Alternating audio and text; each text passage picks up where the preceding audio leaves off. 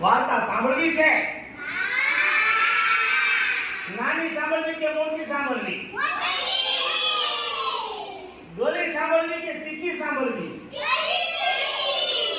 લાંબી સાંભળવી કે ટૂંકી સાંભળવી? એક ગામમાં એકવાર એક કાગડાભાઈ કાકા કરતા આવ્યા હો. કાગડાભાઈને બહુ ભૂખ લાગી છે. ખાઉં ખાઉં ખાઉં તે ખાવાનું મળવું જોઈએ ને. આમ ફાફા મારે તેમ ફાફા મારે, ખાવાનું ના મળે. એવામાં એમને જોયું ને તો એક પૂરી ભાળી ગયા. એ તો પૂરીની દોડી ચાંચ મારી, પૂરી પકડી ઉડતા ઉડતા ઉડતા ઉડતા ઉડતા જંગલ તરફ જઈને ઝાડ પર બેસી ગયા.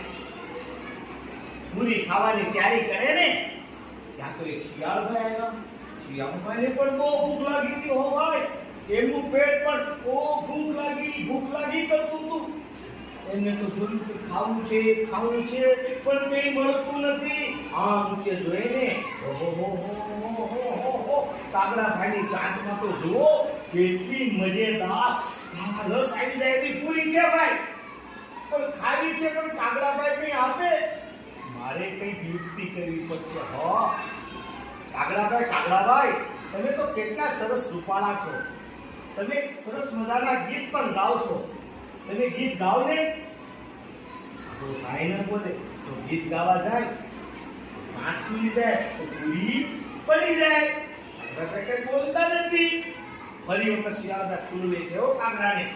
અરે કાગડાભાઈ આખા મલકમાં તમારી વાત થાય છે કે ભાઈ કાગડાભાઈનો અવાજ એટલે કેવો? કોયલ કરતા પણ સુંદર ને મીઠો અવાજ. એ બોલે એટલે તમે કેટલો મસ્ત અવાજ તમારો છે.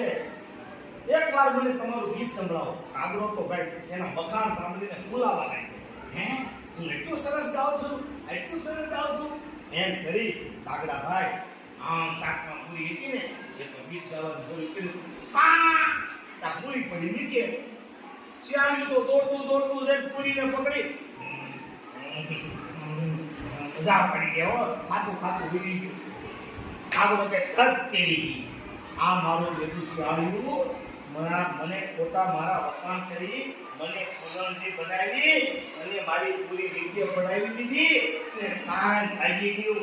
તારી સાકરું શિયાળિયું મને ભૂખ્યો લાગ્યો.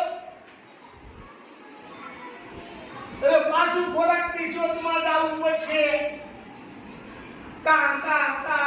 ભૂખ્યા બની ગયા.